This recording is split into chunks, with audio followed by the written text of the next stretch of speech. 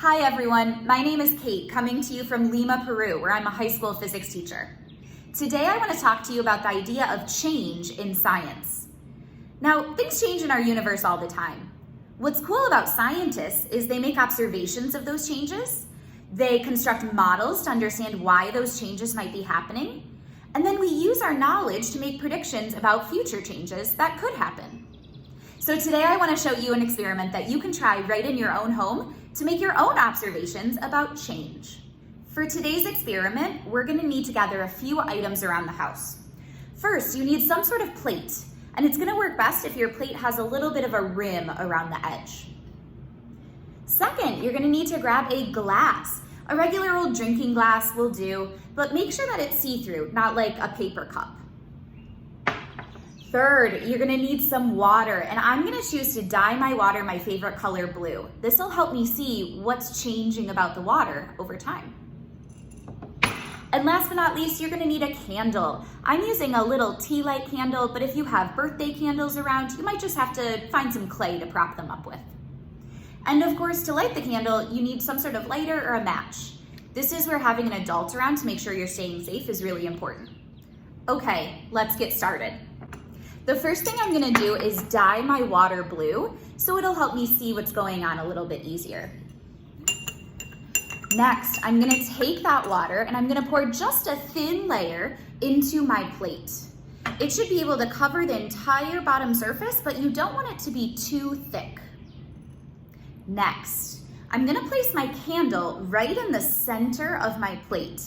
You want to make sure that the water isn't coming over the candle to drown it, because we're going to light it in just a moment. Now I'm going to light my candle on fire, and I'm going to let it burn for just a little bit till the flame gets nice and strong. This is the cool part of the experiment. I'm going to take my glass, and in just a moment I'm going to turn it upside down and place it on top of the candle. What do you think is going to happen? If you predicted that the flame of the candle is going to go out when I put this glass over it, you thought right, but that's not the only thing that's about to change. Watch close.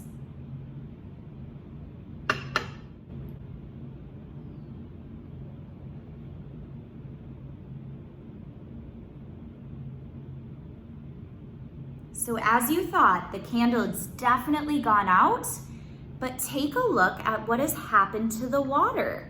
All of that blue liquid water has been sucked up into the glass. My candle's floating on the top now.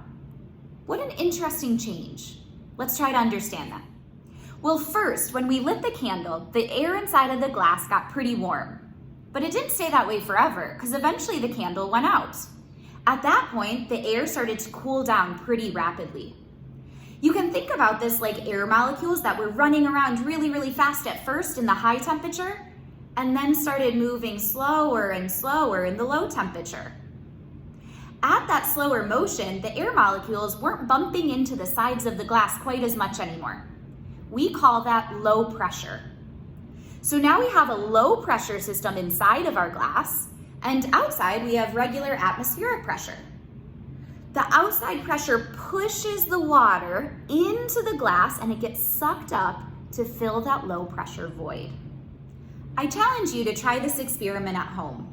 I wonder if different glasses would produce different effects, or if different size candles or different amounts of candles inside could make the changes bigger or smaller. How much water do you really need in the bottom of the plate? That's all for now. Thanks for joining me on this week's Science Outside the Classroom.